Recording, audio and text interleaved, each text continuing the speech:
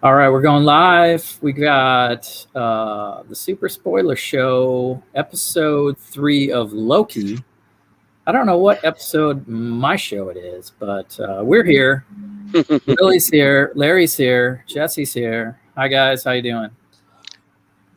Great. I'm doing well.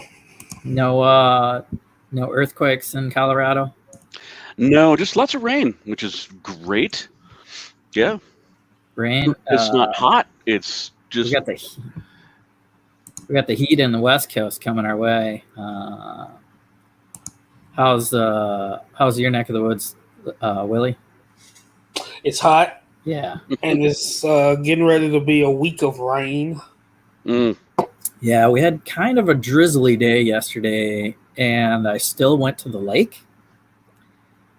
Go about an hour and a half north out of the city to one of the medium-sized lakes here in Minnesota, and hung out with the family. Got the pontoon boat out, dragged cool. nieces and nephews on a big inflatable raft thingy, and that was pretty fun.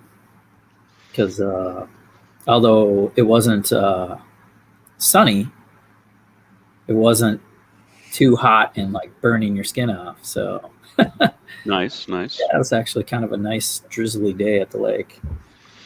Yeah, we had our first Denlug meeting, first in-person Denlug meeting yesterday. We did it at a park, and yeah, Mother Nature was very kind to us and waited until like just the very end before we started getting some rain, and then we were scrambling to get everything to the cars. But no, it was great. We had like 4 new members that have joined since COVID that we got to see in person finally. Yeah, to scramble stuff away. Were you doing a parts draft or? No, we just had a bunch of mocks and stuff that we brought builds to show off. And, yeah. Mm-hmm. Yeah, that's always good. If anyone's out there and you haven't joined a lug, it's a good way to meet people and challenge yourself. With monthly build challenges or all the other little perks. Like doing parts drafts. Yeah, it's a great way to get access to a lot of brick, so you can build away. Yeah. You are you Willie in a lug in your area? Yes, I am in the TNVLC lug. Oh, okay. And we actually are doing an hour stream on the 72-hour stream to talk about. Cool. Your whole lug is? Yeah. Oh, sweet. We're gonna do like for people who are not familiar with lugs or just great. Try to give the lug experience, because some people are for them, some people are against them. So, if you don't take it too seriously, it's all for fun. Yeah. So we're going to try that and see what happens. Cool, yeah. Do you know the dates of the 72-hour stream? Is that August? It is. Yeah, first weekend of August. Yeah, and it's 3 days. I think it's the second weekend. For the second weekend? Because isn't the first like on the weekend or something? It's going to start. No, you're right. It's going to start on the 5th to the 8th. Yep. 5th through the 8th of August. If you're tuning in, Lego community people, just kind of grab an hour or two or more and do shows like this, or build alongs, or Lego reviews, or auctions, which Willie's kind of good at. Man, that's where I learned Willie was like, who's this guy? and then I think we had the Hall of Justice banter. Yeah. And that's always good. Are you going to grab an hour of reads, Jesse? I might. Yeah, if you guys think that's possible, maybe we'll grab an hour from Reed and do a spoiler show type of format. Oh, that'd be cool. During this 72-hour stream. And will Loki be done by then? Right. Yeah, that's probably will be. Yeah, that's the part where by then Black Widow will have, I don't even know what's going to be coming, what's relevant. So not committing to that, but So are y'all seeing Fast 9? No. not. That's a wait for cable movie for me. Yeah. Definitely. What about Master of the Universe? Haven't seen that. Well, it's coming. It'll be Oh, out. That, yeah. That's and that's animated, right? Yeah. That was the holding on to a hero song, Yeah. and Kevin Smith is a big part of it somehow. Mm-hmm. Mm-hmm. We only got 2 weeks till Black Widow. Nice. Yeah, I'm gonna snag a ticket. Yeah, I definitely want to. That's probably gonna be my first theater movie. Me too. Nice. So maybe we'll have a post theater watching version of this show. We'll be towards the, I don't know, we'll be at episode 5 or so of Loki, and we can talk about Black Widow at the same time, or split it up. This one might be short. Let's get into it. I've got a screenshot of some Loki information here, and we just want to start the show with a little Baron Zemo. I don't want to get the music rights in trouble, but they start the Loki episode. Do you guys remember like hearing the bass and the pop music? Like, what the heck is going on here? Mm-hmm. Like it reminded me of the Baron Zemo, so I popped that up. That's funny. And shoot, did we pass it? Okay. Before we get to more of that, I'm always like scrambling between screens here. Yeah, I like paying attention to the music, you know. It was some score, some bass pop song, and it brought them to a bar scene basically. So we get this tiki bar memory / dream fake enchantment spell, which we learn towards the end of the scene, where I think it's Hunter C20 and Sylvie, I'll call her Lady Loki, or we should call her Lady Loki until she identifies herself as Sylvie, I guess. Well, well, yeah.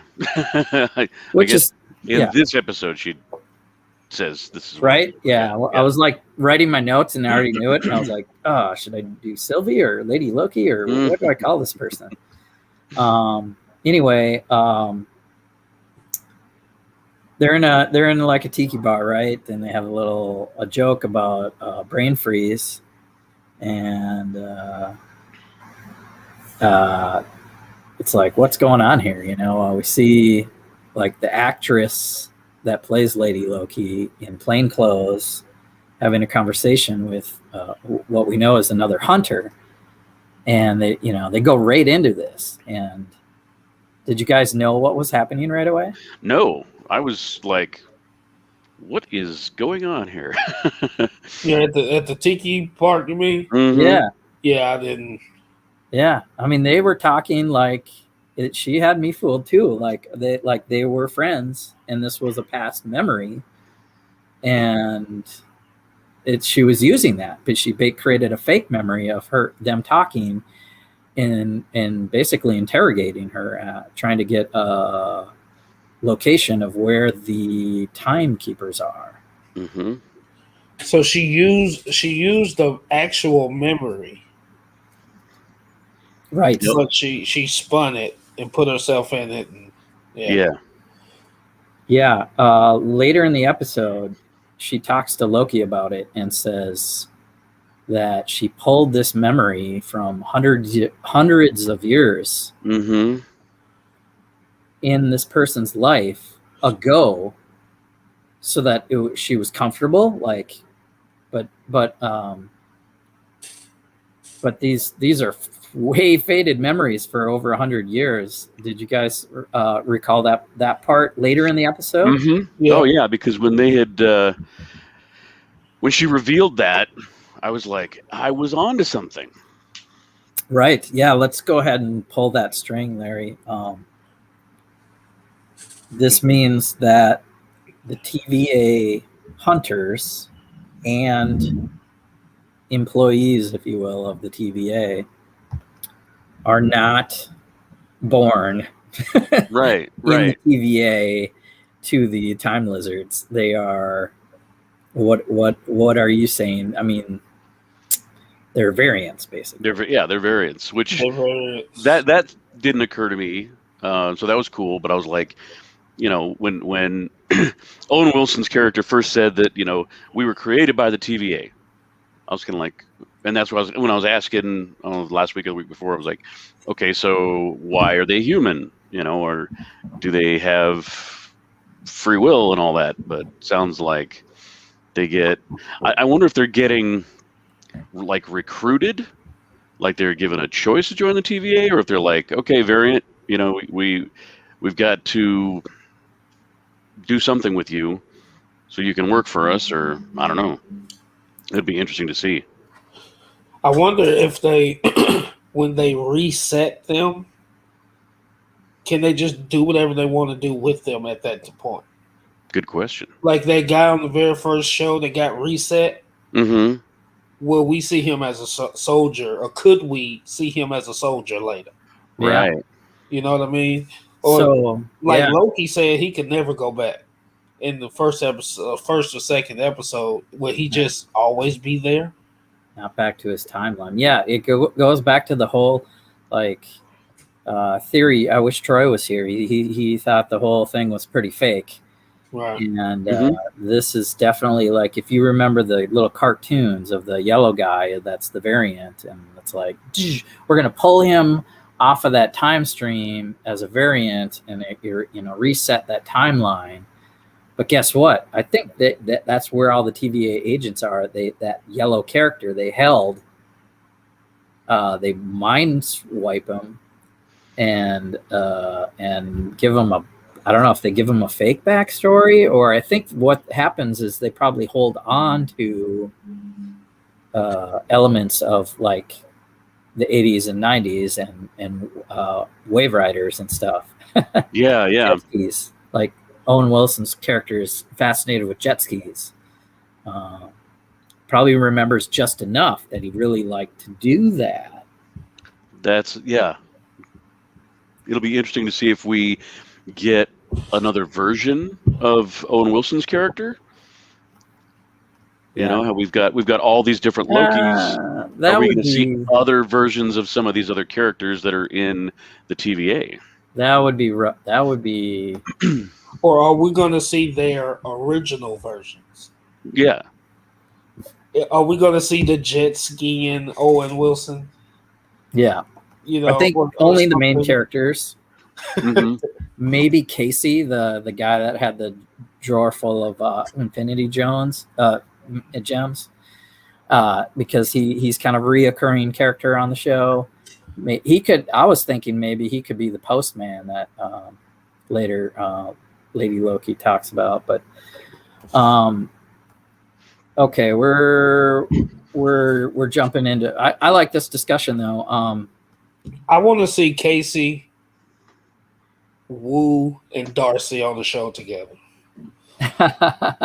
All the sidekicks. That would be amazing. That'd be great. That would be amazing. Well, we're going to see some more Wu. Did you guys catch the trailer for Shang-Chi? Yes. I don't know. Willie, I don't know if you noticed that scene that everybody's talking about with Abomination. Oh, yeah, I've seen it. That he's fighting Wong. Mm-hmm. Wong's doing the time shield thing. And, man, that's starting. That was kind of the thread that I was like, they need to pull some MCU into this Shang-Chi to make it interesting. And this new trailer looks pretty hot. I'm loving Abomination's look, because now he's got the side Mm-hmm. and stuff. And I'm like, yeah, they're killing it. Yeah. They are killing it. Yeah. That was a nice hint. All right.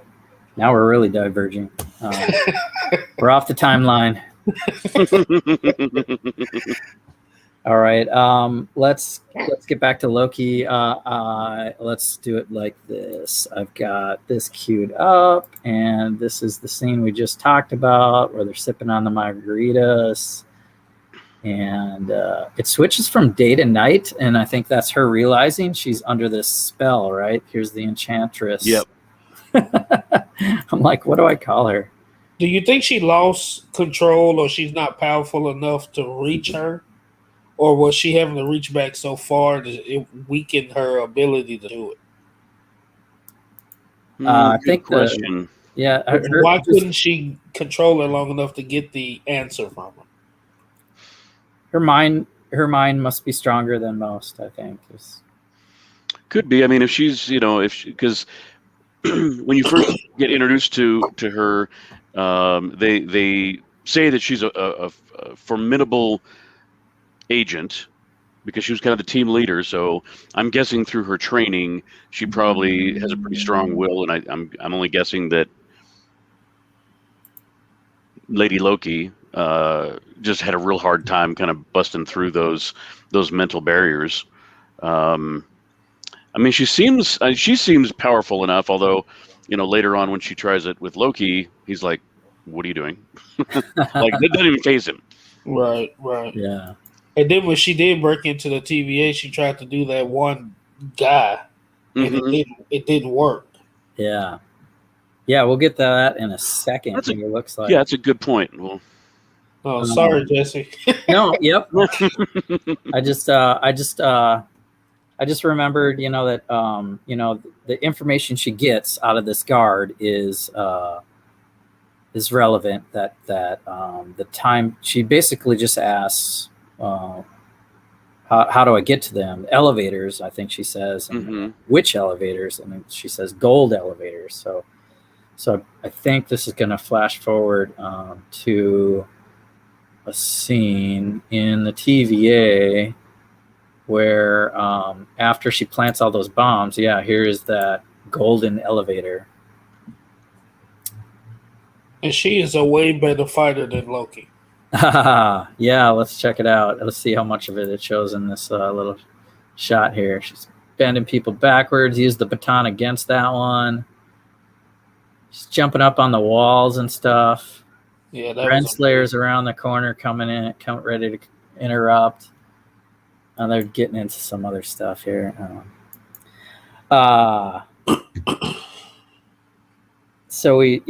Good point.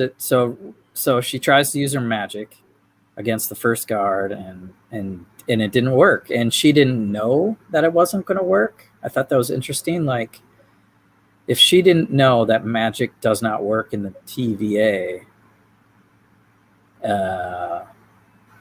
and she's a variant and knows it, that kind of probably came through the TVA. I think we're going to get a big flashback episode of all Sylvie in the next episode.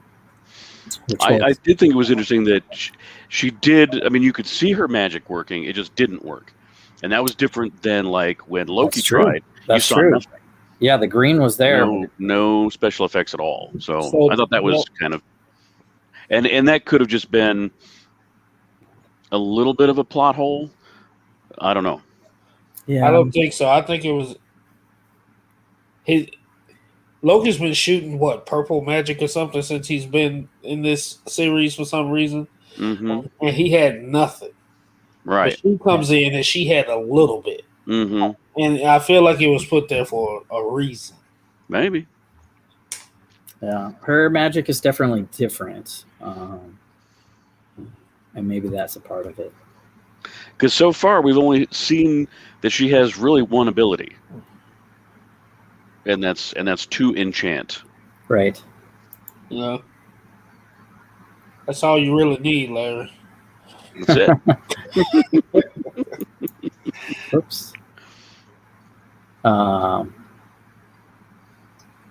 So in comes Loki out of the locker room, out of the time door. He followed her through where they leave that rocks cart building and pieces, and he remembers the daggers in the locker. I thought that was an excellent I mean, they buried it in the first or whatever episode to bring back and have those available, so he could do that with style.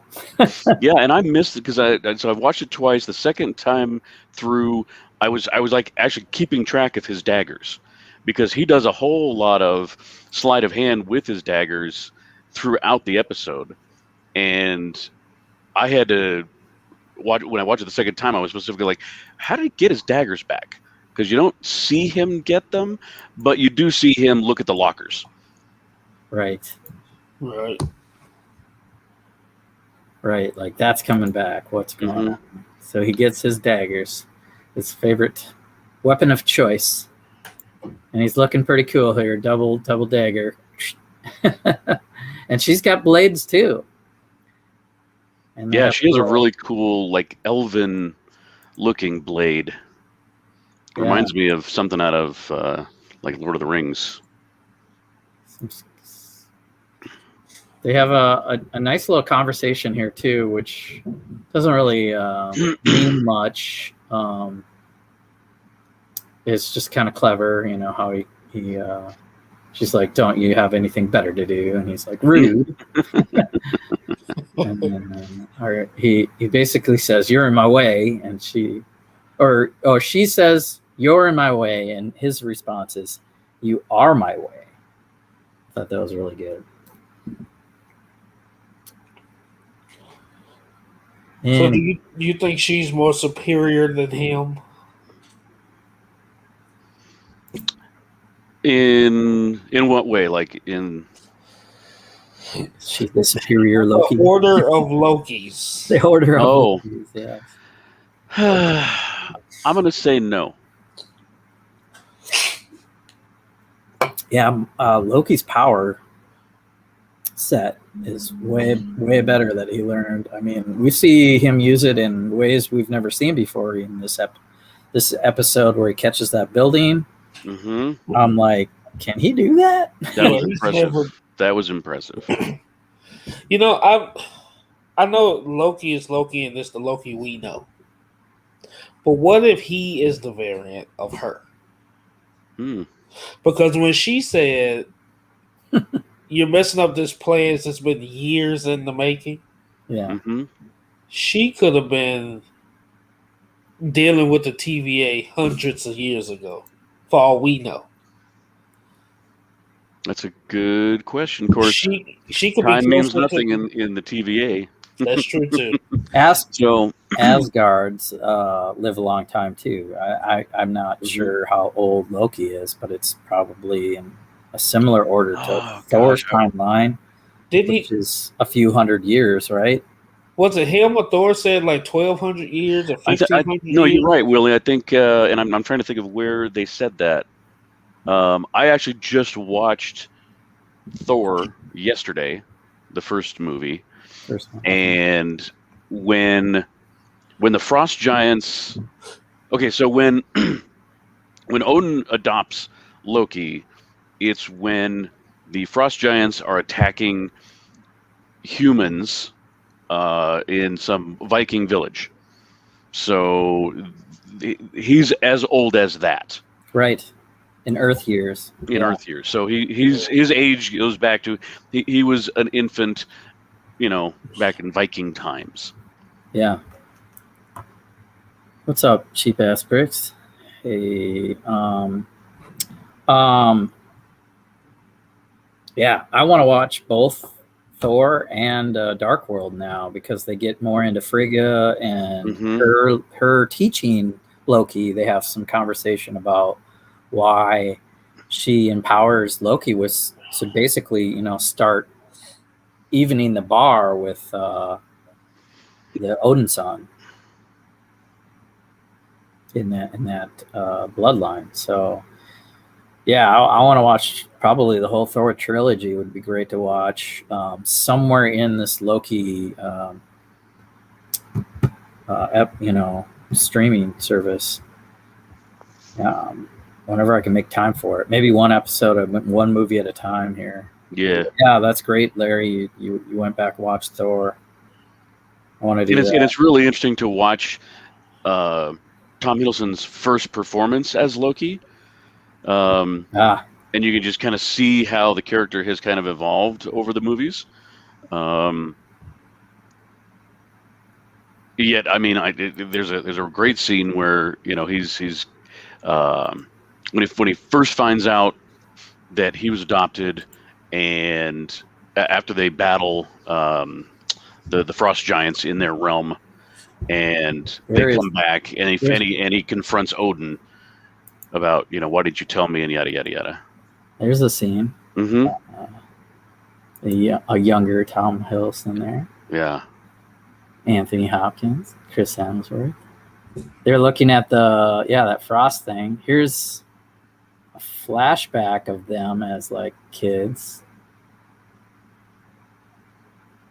And we're thinking, if we want to talk about variants, look at how young he looks there. Is that him? Mm-hmm. Wow.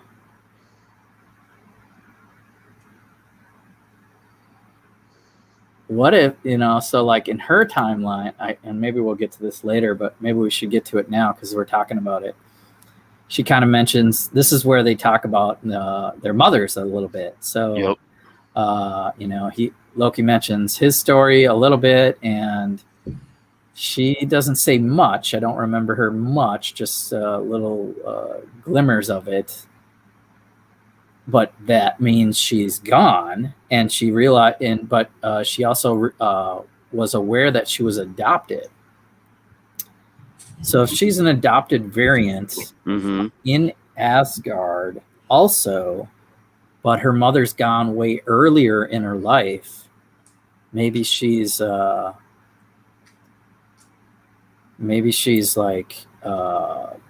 There's a few theories out there. She could have grown up just under Odin, but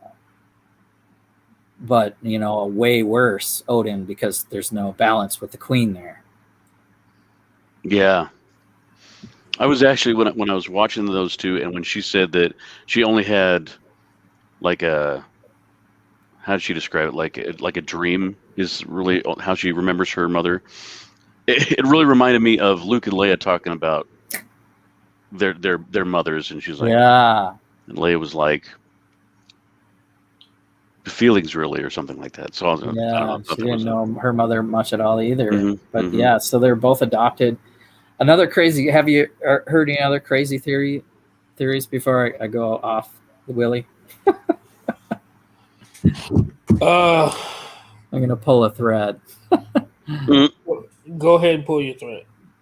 So another possibility is that she grew up, and I think we're going to see this in the next episode. I don't know. There's episode 4 trailers, I guess, and it seems very Sylvie oriented. But if she's a Loki variant, she grew up in Asgard, and the queen is gone, and maybe something's different also with Thor, or Odin could have lost the battle to Hela. Mm-hmm. And Hela is ruling Asgard, and that's who her adopted family is.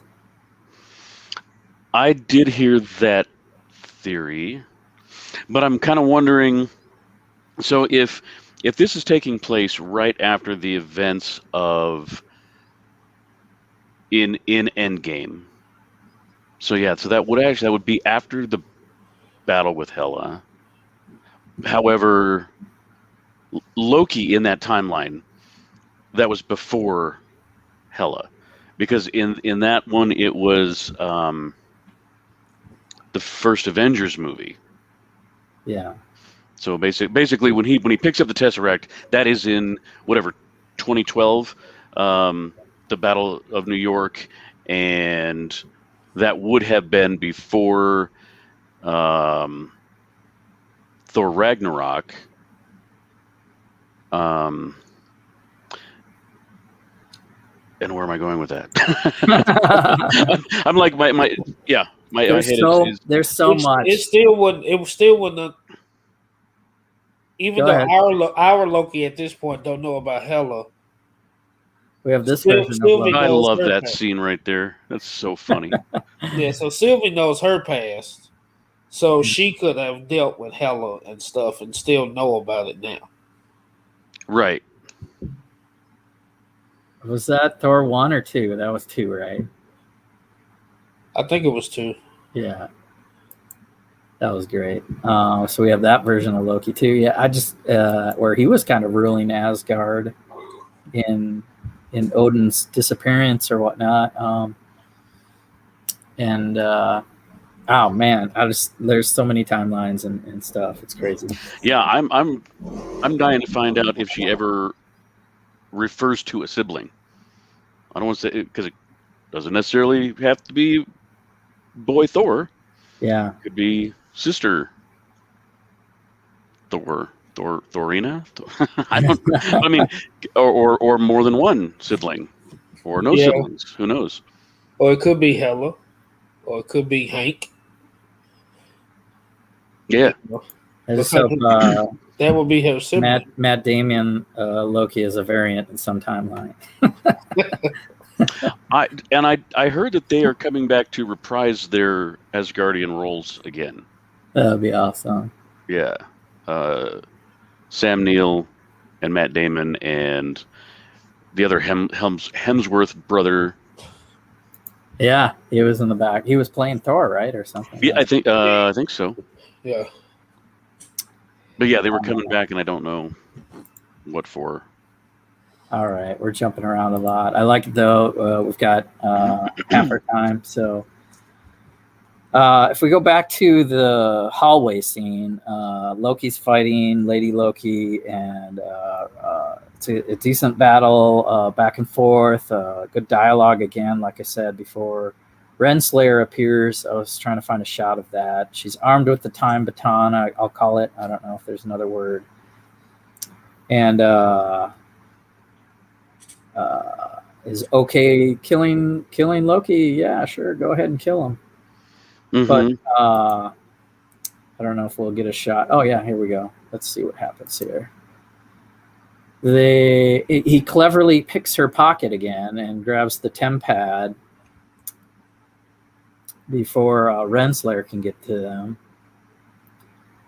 And let's see. Now they'll probably show Renslayer. This just looks so great. There it is. There she is. She's looking good. Oh, so that when he's got his arm behind his back, he must grab the tempad. Yeah, I think we'll see it. No, we won't. But we'll see. He activates a time door underneath them. They fall through the floor and then fall into this new world. Right. And Lamentis 2077 looks pretty apocalyptic here. Oh yeah. Is that the moon crashing into it, or it's two moons crashing into each other? I was having a hard time following that. I mean, I think that the people are on the moon and the planet's about to hit them. Yeah. So I don't know. I guess it appears in Quasar, so it has some cosmic lore. It's a real comic-based world or planet. Yeah. And if it's this built out, it's got to be a planet, that they're on, not a moon. I'm getting Blade Runner vibes from this neon sign. Totally. That was my favorite scene of the show. Oh, pause. Wow. I love how they they first get there and they're being bombarded with these meteors, for lack of a better term, but then they casually walk to the next couple of destinations without really, no rush. At the beginning, they're having to dodge them, but by the time they get to the city, not so much. Yeah. What about this scene, Willie? Did you like? Or the one you were showing before this, like when they got into the city. Oh yeah, okay. They were trying to get to this part. Yeah. Okay. There's other parts. I like how this looks like a sushi bar or a noodles place, and they actually walk into there for a little bit and come out with all these circular patterns on that building. Really crazy. Why is Baby Yoda there? Like eggs. He's comparing it to the graffiti in The Mandalorian and some of the stuff on the walls.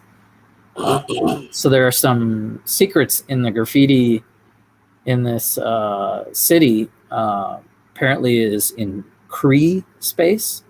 So the language of that noodle shop and other things we see, darn it, he's jumping around.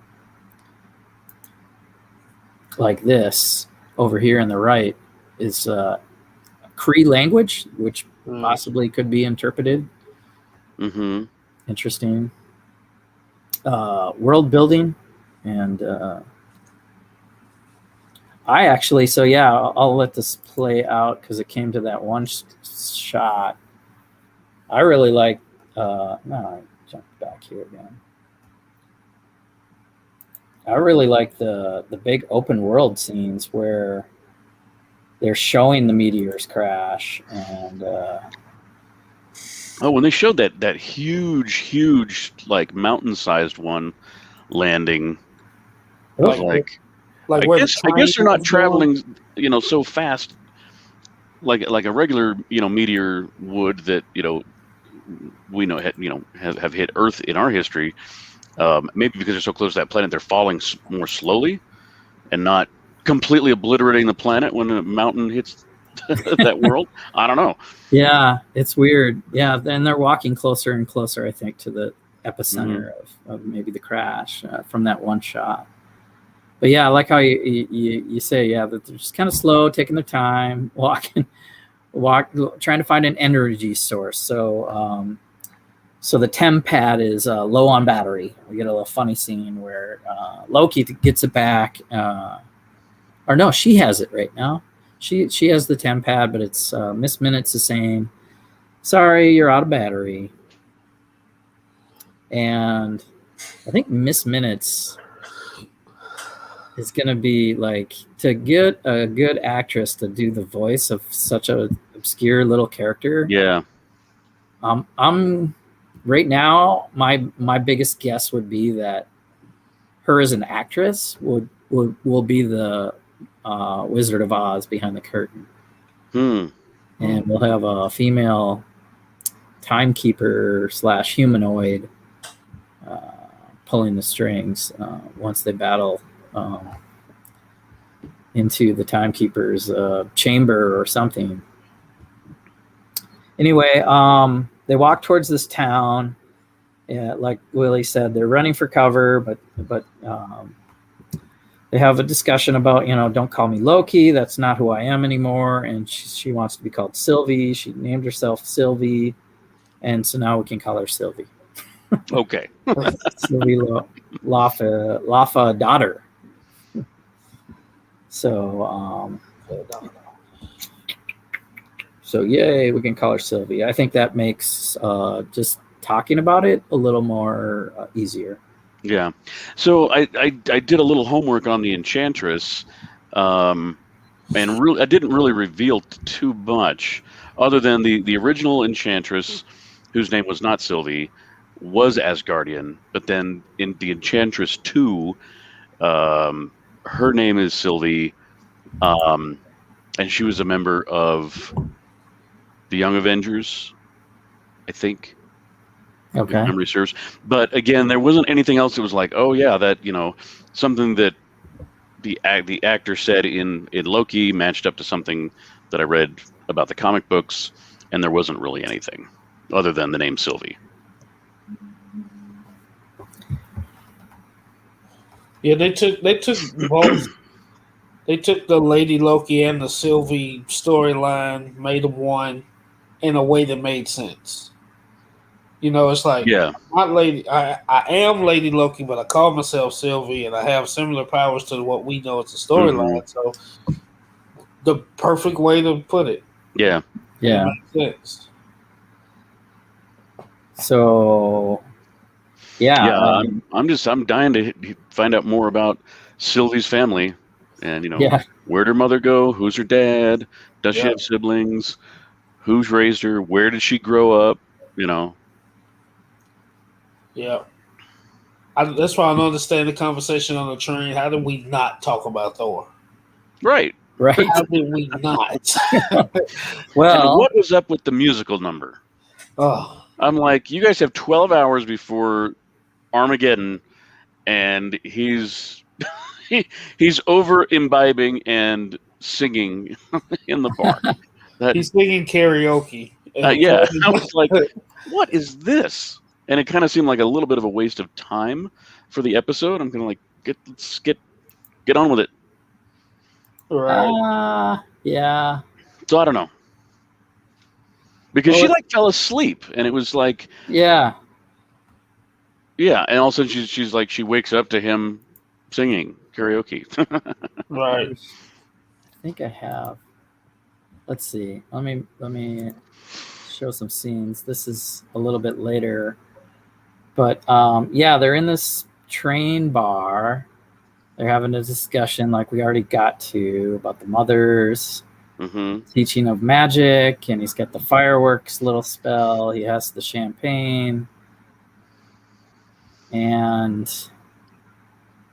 she's talking about love is hate, and some sort of postman in her past.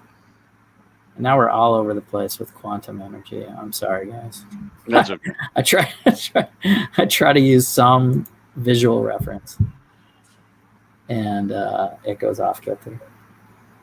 But we have that discussion about princesses or princes, and Loki responds with a bit of both in his flexible sexuality, if you will, fluid sexuality. So, and so a lot of people are coming out. You know, this is a statement of bisexualism in Marvel and Loki variants, and I'm cool with that. Doesn't bother me. I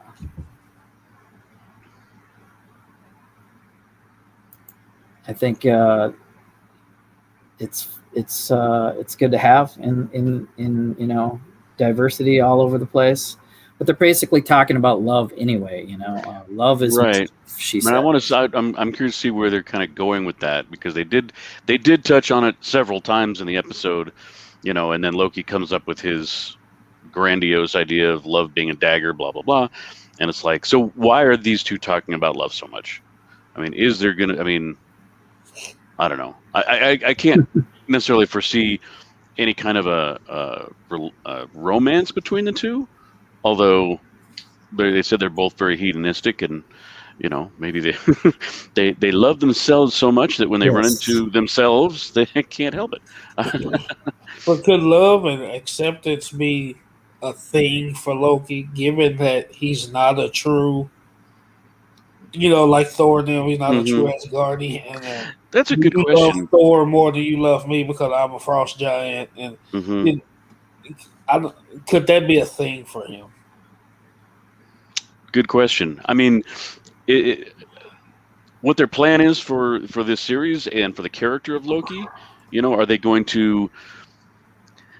Is he going to be the same god of mischief at the end of the series as we've all known him, or is he going to have some kind of a growth arc in this story? Right. So who knows? That could be a part of it, but we will find out. We will find out. Yeah, a lot of metaphors. Yeah, love is the dagger. So I have that reference. I thought it was worth mentioning. So here's his little poem. If I can do my best Tom Hiddleston. I can't. He does. I want to hear you try, man. Well spoken. Okay. Do that. Love is a dagger. It is a weapon to be wielded far away or close up. You can see yourself in it. It's beautiful until it makes you bleed. But ultimately, when you reach for it, it isn't real. Insane. And scene. Acting brilliant, thank you. Great job. So that was that there's going to be some wallpaper with that on it. It's cool. The dagger is a big instrument in Loki's. So I like that he brought that around and used it as a metaphor. She doesn't like the metaphor so well, but anyway, they fight with guards again. A lot of fighting with guards. Boy, are we that far? Oh yeah, we're on the train. So Sylvie uses her horned headband to fight with, and so now we get another change of hairdressing. For she tied it up earlier in the episode, and you see her use the headband, so now she can kind of have a different look later on in the scene. But they end up outside the window of the train. So does Loki end up losing a dagger on the train because he throws it? It sticks in the wall next to her. Yeah, I would say that one's gone. Yeah. Is there still time? There's still time. There's still time. There's still time. I was watching that part. Time moves differently in this stream. Okay. And watching other like theories and stuff. People were saying that whole sequence could have been an enchantment. Sure. Like so it's possible that I don't see it being that case, but they were saying that could even be like not real. That whole sequence. Oh, yeah. You guys do realize the entire show is going to get wiped at the end. All right. I mean, the whole show because everything ever since as soon as Loki appeared, we are now in an alternate reality following a variant in a variant history. Yep. Anything Mobius says and does is done on purpose. It's like he's manipulating Loki because he's already seen the outcome of this event. They're in the time variant authority. They know all time, all whatever. So there's nothing that's happening right now that Mobius hasn't seen before or doesn't know that it's going to happen. They make it seem like it's happening now, but it's not really happening now because, again, we're at the time variant authority. Time moves differently in different places in the exact same spot in the time variance authority. If you've read any of the comic books or what, so it's just like time can stop, time can go backwards, time can move in any direction it needs to move inside the time variance authority. And so it's like at the end of the show, they're just going to drop one of those bombs and it's just going to wipe everything anyway because we're going to finally get the right variant to end all of the variants that are just happening, or this show is going to birth that multiverse for us. Yeah, maybe it'll go all the way back. It'll go all the way back, and something will happen with the time bomb and the resetting and the splitting of this so-called sacred timeline. Yeah, she's trying to destroy it. Setting up Spider-Man to have all the Spider-Man. It's setting up Multiverse of Madness to we think there's a multiverse, but just wait until this post Loki world. Yeah, because she's fighting for her existence. She's not fighting for anything else. She's fighting for the existence of variants, not to take over the time variance authority or whatever. But she's fighting for the right that everyone in every multiverse to exist. The time variance authority doesn't have the right to prune the timeline. It is what it is. What's supposed to happen is supposed to happen. No matter what. Has she said that? No. But she's kind of hinting at it because when he said, join me to do this and that, and she just looked at him like, why would I want to take over the time variant authority? That's not my goal. I don't give a crap about any of that nonsense. All she's doing is trying to complete her plan, which is to create the multiverse so that she can exist. Otherwise, her entire existence will be running from, apocalypse to apocalypse to try to escape the time variance authority, and she'll have no life. And the whole thing with love is like, you guys did see when Loki is watching his mother get stabbed, how, what his mother's died, how it looked like he got stabbed. He was like, you watch him gasp as he sees it happen. It's like he's getting stabbed in the heart with a dagger. And it's like, anytime Loki ever done anything good, it's because of love. Love of his brother, love of his mother, love of Asgard, love of himself, but love of whatever. So that's why love is essential because he's always looking for it and never finding it, Yeah. So, that's kind of why he wants to become king of everything, just so I can make everybody love and like me and, give me all the self-esteem that I'm, desperately looking for, or what have you, Mm-hmm. Yeah. Mm-hmm. Everybody just have a good time Yes. under his roof. Wow. All right. But I want to see more variants. That's what I want. I want to see more variants. Me More too. and more. Especially that giant looking monster one. Mhm. That hologram. I'm like, I want to see that one. Oh yeah. So are the variant? So all we know now that all the TVA agents and anyone that works there are basically variants that I believe they pruned or grabbed from a timeline they pruned. Yep. Are we going to see them wake up? Good question. I could just see a bazillion at the end of the show, a bazillion doors opening, and all of those people walking back into their regular lives in the time variance authority, just vanishing, just like boom, heroic, because the multiverse is here, and you people can just go. All these people can go home. Yeah, free their memory wipe, because I believe they've been memory wiped and then wiped if they do anything wrong. When they get zapped, I think maybe they just come back and they're just like wiped. And then when she zapped the soldiers, their scream was computerized. Right. Compared to when they would zap somebody else, it was just like a normal scream. So it's got to be something more to it if something happens to them. Yeah.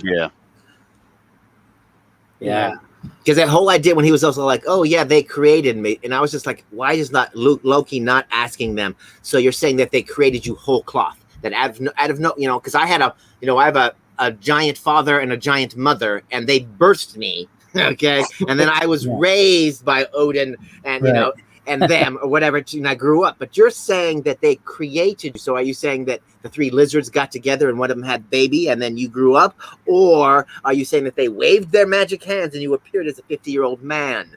And Loki didn't ask that. And it's just kind of like, that's why they were able to explain it in the next episode. But it's like when somebody says something crazy like that to you and you're just going to take it at face. I'm just kind of like, they're just, certain things are just happening just so because it's show. So we don't want Mobius to reveal that. It becomes, it's more shock value if she reveal Sif, whatever that name is she called herself, if she can say what that they're all variants instead of Mobius telling us whatever, because they're trying to like slowly reveal what this time variant authority is and everything, because that the whole Marvel time travel just drives me crazy. Like when Thor was fat and he was in the past talking to his mother and he held out his hand and he called the hammer to him. So that says to me that there's another Thor on the other side of the bay, that the hammer just came flying out of his hand.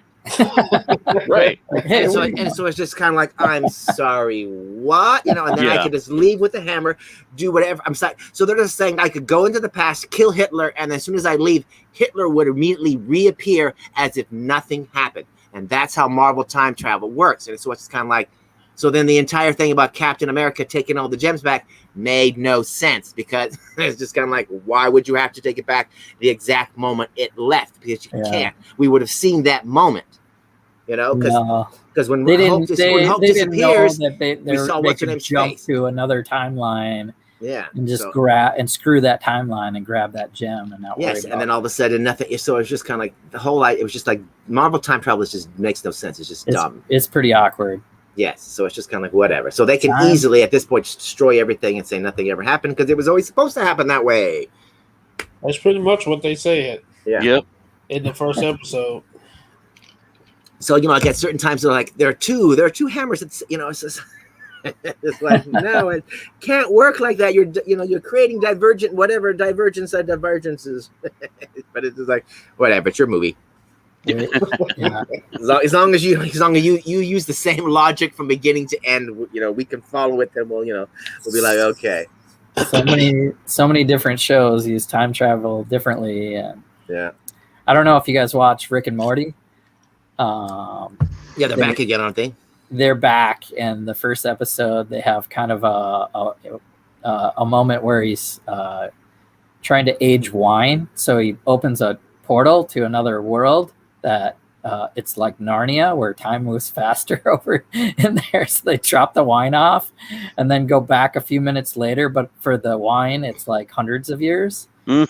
And it's pretty epic because Morty goes in he's like just running an errand and he bags on this hoofed creature and then they're like and then he comes back and then it's like they keep preparing for the arrival of Morty again, like every 100 years, and like try to battle him. And,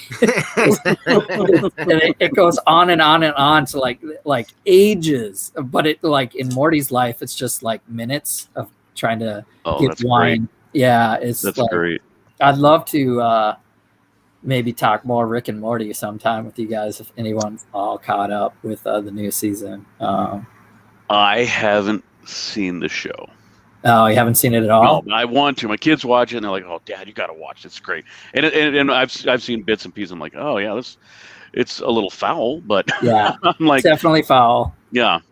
The edited version that you can watch on Cartoon Network, and then later HBO airs uncensored versions, which is really. So I'll have to just add that to my list of the millions of hours of programming I still have to watch. Oh, it's worth it. Rick and Morty is awesome. They make fun of so many other. That's what I hear. Yeah. All right. So and other things of time travel. Yeah, we'll get back. We can get back to Loki. We pretty much covered it all. By the way, Doc kind of jumped into at the end. We kind of jumped around. The buildings were crashing. The Earth is gonna, or the planet they're on, this Kree planet, is going to be destroyed. They missed the arc. There were moments where they were catching the train. We didn't really talk about him switching up his appearance as a guard. Yeah. And using for Pride Month, he came out as bi or whatever. Yeah. Right. Yeah. Well, so it's just like, yay. Well, that's just like I watched the Shang-Chi preview, and every time I watch it, I just at the end I'm always just kind of like, I think I'll make him gay. It's just like I just watch it. I'm just kind of like, what's going on with this preview? But it might just be because he's Asian and they're just playing, whatever. But it's just kind of like, it's like the gal pal best friend. I'm like, what the fuck is going on here? Yeah, that trailer looks. But I'm like, this might be too much rage if they did something like that. It might, it's gonna be like, oh my god, how dare you make any mainstream Marvel character gay that isn't gay, Right. So there'd be that backlash they have to face. There were already hints of it in Marvy's character, so not a surprise that they underlined that a little bit in this episode. But the rings are looking pretty cool. The rings are looking pretty cool. Oh yeah, we got to see. Finally get to see how they kind of work or whatever. So it's kind of like, all right, this might be good. Yeah, wrist bracelets. Yeah, in action. Well, it was like at one point somebody had some on their arms and their legs, and so it was just kind of like was giving them multiple. Because I almost feel like that they're like you can configure them in different ways to get 10 different powers or something. Kind of like how the Mandarin has 10 different powers, on the rings when he shoots it and blasts or whatever. So I'm thinking, okay, they're gonna try to. It's not just gonna be a one-trick wonder, kind of a thing. It's like, oh no, the rings do other things, I'm looking forward to it. Me too. I wasn't at first, but after that last trailer, I'm more and more. I'm wondering if because there's speculation about the Thunderbolts and that cage match being some kind of like a contest of champions kind of a thing, and I'm like, ooh, who else do we get to see? Right? Oh, because Abomination. Maybe some mutants. Yeah, and then Wong was in it too. Apparently, Wong was fighting Abomination. I know. And the winner must move on to some sort of maybe to gain one of the rings or something. I don't know, but I'm just kind of like, and Doctor Strange is allowing this underground fight club to exist. Right. He hasn't busted Wong already. Like, what are you doing, Wong? And we haven't heard what time this movie set in, right? Oh yeah, it could be years before. The timeline. Yeah, well, there's definitely a huge flashback where they show ages ago in his culture, and the rings have been around for a while. So I just wonder if they're going to have extraterrestrial origin like they do in the comic books, or is it, is Fing Fang? That's the one thing that I've been wondering. Is Fing Fang Foom going to show up in the movie? I just got like, will he appear? They claim no. Yeah, because they got that other dragon. I heard no. I heard they confirmed no, but that there is the other dragon, whoever this is going to be. Yeah, this water-based dragon is. We get a shot of that in the trailer, and we also get to see Shang-Chi in the past. which we hadn't seen before. Oh, okay. So I'm like, oh, so what does that mean? Is he back there, or is Yeah, that just good one of his question. ancestors? That Who knows? who knows? That's a little further off. Before that, we're going to see some Black Widow. I'm excited to go to a movie theater and get some freaking popcorn and sit down in a leather, hopefully a leather reclining seat. Go to a nice one. It's like I'm not getting popcorn. I'm like, no, you're not wearing a mask and you're not wearing gloves. I'll take the boxed snacks, please. Oh yeah, that's probably a good idea. Yes. No hot dog, no pizza, no. Bring my own Skittles and M&Ms. Yeah. Good idea. But that's coming out. When is that? July 9th. July 9th. Okay. 2 weeks from, less than 2 weeks. Friday, something. A week from this coming Friday. So we'll have more Loki to discuss and more a cinematic debut of the Black Widow, which we've been waiting for longer than COVID. So, and the movie's looking really good. I mean, like every time I watch the preview, I'm like, yes, come on, bring it. It looks action packed. Looks very comic book actiony, which is Red Guardian. Why we watch him. Funny. Yes, yes, exactly. Looks like he's gonna make me laugh. I'm gonna be like, more Red Guardian, please. More old fat man trying to fit into costume. Yes. That is Hilarious. me. I am loving it. You know. Yeah, finally something I can cosplay in. Exactly. It's like, yeah, well done. With the beard and oh my gosh. Yes. That'll be awesome. Yep. What else we got on the plate in the future? You guys excited for anything else? You guys watching anything else? No, nothing else. Just Bad Batch. Yeah. Oh, Bad Batch. Yeah. We get and Lego Masters. Lego Masters 4. Poor Moto gets. That got spoiled for me. I still have not seen that episode, but last night it got spoiled for me. Well, especially when they were Friday night on Reed's stream. Yep, it got spoiled for me Thursday night on Blaze's stream. I'm like, really? By Moto himself. I'm just kind of like, thanks, Moto. Talk about it right away. I've never last year during Lego Masters, Mel tells me he tried to post something behind the scenes or even just his build, like one of the builds. And I think he was still following like that episode had aired and they pulled it. They told him to pull it. He made a video and they told him to pull it. So interesting. This year it seems like they're almost untamed. It's just wild. I mean, they're trying to talk only about what has occurred, but there's all kinds of post-show reviews. Yeah. I saw Moto yesterday because he's obviously in our lug, so we got a chance to talk about life on television, and he was saying that after their week of quarantine and they all got to come together for a dinner, that's when they broke out the contract and sat in front of them, and they all had to sit there and read through all the NDAs and all that stuff. And he said, yeah, it's involved, it's intense, they protect everything. Yeah. But I guess, and what we're gonna find out at the end of the season is it's gonna be unlike season 1. All the past contestants will not be there.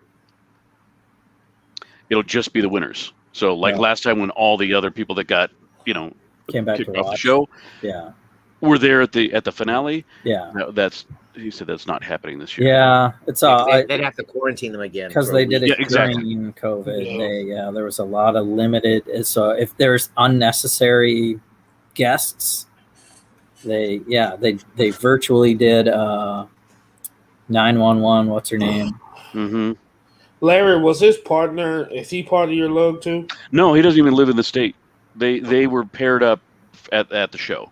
Yeah, kind of like Sam and Jessica. Last year. Yeah, because isn't he from like East Coast somewhere? Yeah, somewhere. Yeah. And I asked him again. I was like, so are we ever going to find out who you're? Because he wouldn't tell us. Right. But I mean, for the year prior to even going, he wouldn't disclose who his partner was because he's Yep. like, just out of respect for my partner, I'm not gonna tell Yeah. you who I went, because I was trying to get with him. Yeah. But You guys are in the same lug. I know, yeah, and we were like, because we were talking about it, after season 1 was done. But he had somehow, and I think his partner also did not live here. It wasn't a local person. I think it's somebody he knows online. Yeah. But anyway. Well, we will see how the rest of them move on. I think it's still an entertaining show. Even though gravity seems to be the worst enemy, worse than the clock, I think, is fighting gravity for your build to survive in this season. But it makes it easier to judge, I guess. You all caught up on Bad Batch, everybody? Yeah. Yep. That's pretty. I loved the bounty hunter fighting. That was cool. Oh yeah. That was very cool. Fennec versus Cad Bane. Uh-huh. And I had to confirm that the not Tonwi, the guy that got killed. Yeah. Yeah. I was like, was that? I was thinking back to what episode, Attack of the Clones, episode 2, episode 2. I was like, was that her? I was like, yeah. Mm-hmm. Yep. She bit the bullet. Yeah. She bit the phaser beam. But I was kind of I was a little bit taken aback. I'm like, really? She's gonna kill Omega? Once they get something useful, were they gonna kill her? I don't know that. Yeah, they were gonna get her DNA and then terminate her. Just get her DNA. Okay, something went wrong. The remake. Yeah. So yeah, spoilers for Bad Batch. Anyone? Here's some craziness. We learned that she's basically Boba Fett's sister. Jango Fett. Yeah, Jango Fett is the original, and Boba Fett was an unaltered clone. Yep. The first and only of his kind, who grows up to be Boba Fett. And Omega seems to be the second unaltered clone of Jango Fett. Right, but genetically engineered to be a female. Right. And I was like, and there's a reason for that, because I'm just kind of like, what is she going to birth? Why would you need to make another one of Jango Fett, but it needs to be female? Why does it need to be a girl? Right. Well, and my understanding, the clones are not sterile, because you do run across the one clone that has a family. Yep. Yeah.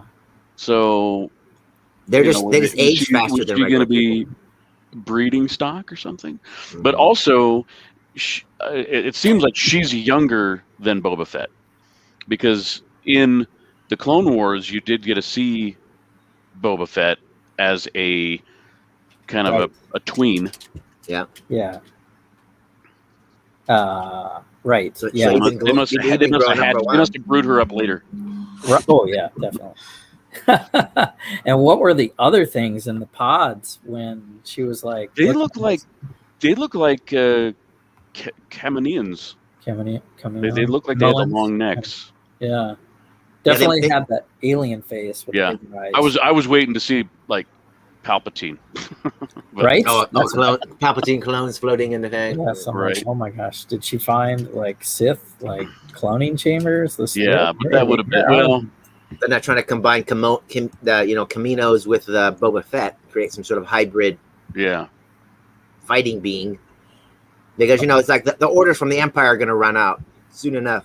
Mm-hmm. And the economy of Camino is going to collapse. So they've got to create something for the next, something. So I can see them creating a new generation of warriors to try to sell to the Empire.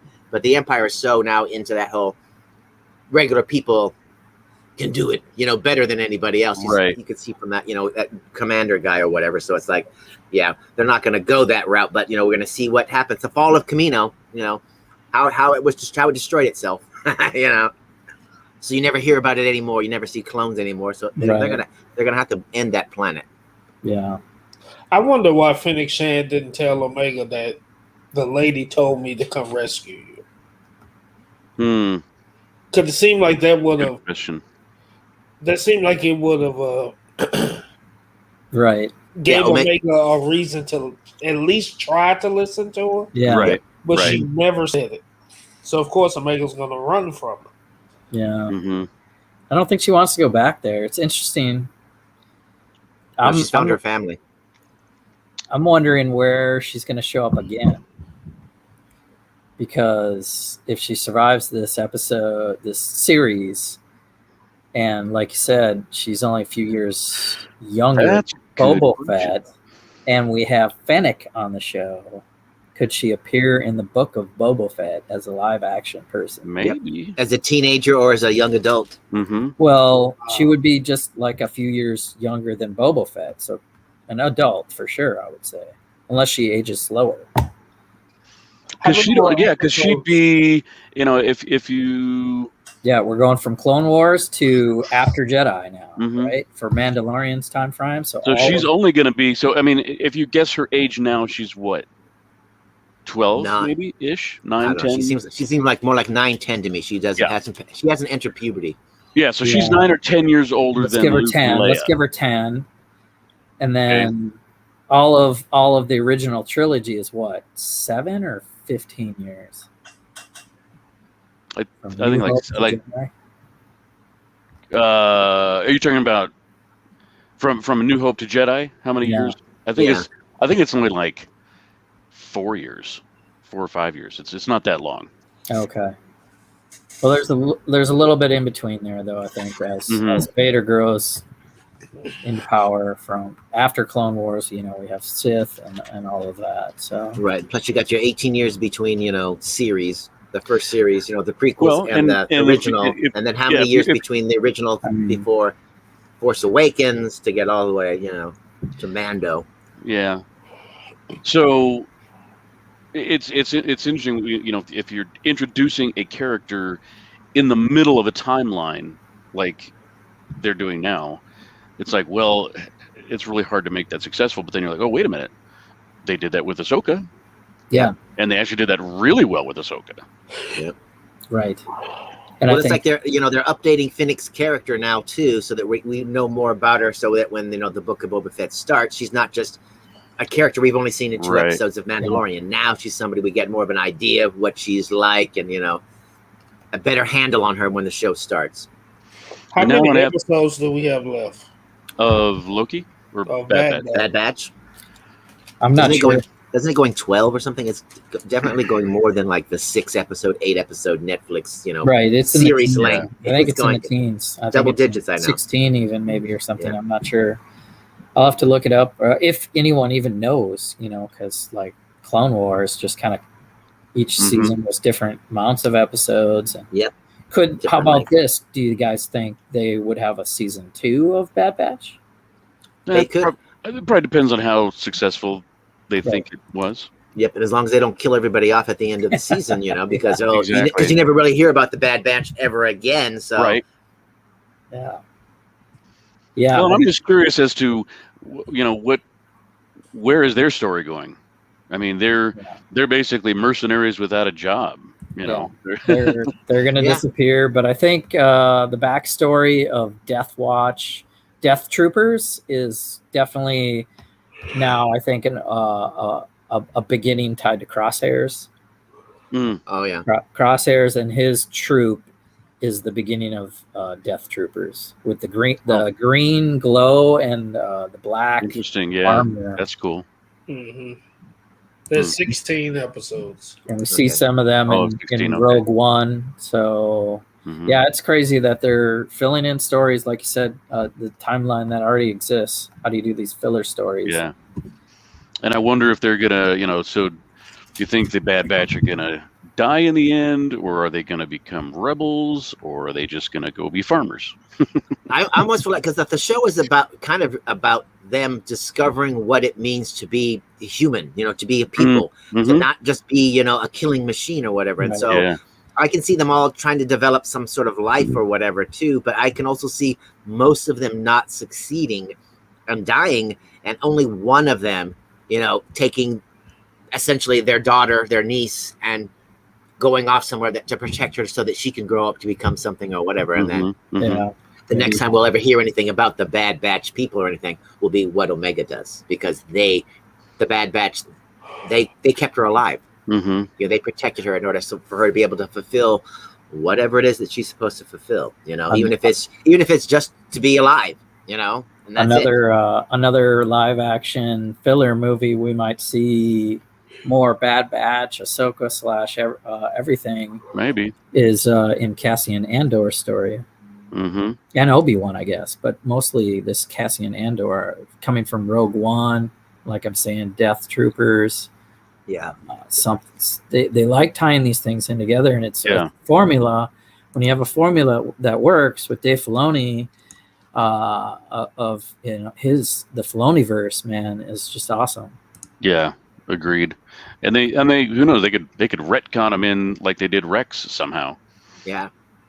Right. But I just like how they're like, okay, the next big project is going to be so and so, but this little project needs to support the big project by filling in the little gap. By filling in a little gap so that when you get to the big project, we're like, oh my God, remember that crap from the oh, we thought it was just filler information, but it really wasn't. Holy moly, so that's the good thing I like about the whole Dave Filoni. He's just kind of like, no, it all connects to one another everywhere. All of it. It connects with all of the Lucas stuff that Lucas did before, and it connects with all of the stuff that I'm doing now. He's just like, let me show you how it all weaves together, and that's the great thing about it. It's just like, yeah, show me some more. All right. Well, thanks for popping in here, Doc. Good expanded discussion past Loki into more shows and properties. I got one last Loki question for you guys. Do you think that the temp pad was actually destroyed or not? No. I think Loki might still have it. I know he still has it. I think it's destroyed. He's the master of illusion. Yeah. I think it's destroyed. Because how else are they going to get off this planet? The Ark is destroyed. Yeah. The planet's going to be destroyed. Well, in a matter of hours. The divisive way to do it is you just bring Mobius back. Well, that's what I was thinking. Either you're going to get some portals opened from the other side, so if Mobius comes to get him, or they open their own. And the only way to do that is if Loki still has a working temp. I mean, that was a good... But it needs juice. So... That window of opportunity of them getting away is kind of gone. So we need to get back to the TVA. We need to, they're going to be basically arrested by Mobius, I believe. But before we see that, I really strongly believe that this next episode might be more of a flashback of just like when Loki was sitting in the chair, seeing his greatest hits. We might see Sylvie sitting in the chair in the Time Theater, and we might see flashes of her story, which will be enlightening. That would be cool. Yeah. All right, that was it. All right. All right. Anything else to pump up? Everyone, check out my friends here on Instagrams and YouTubes. Looks like Doc is doing daily grind. All kinds of content coming up from the Doc channel. And we are going to end it on a party note and go back to Byron Zemo. And everyone have a fun summer. Hang loose. And until next time. Excelsior.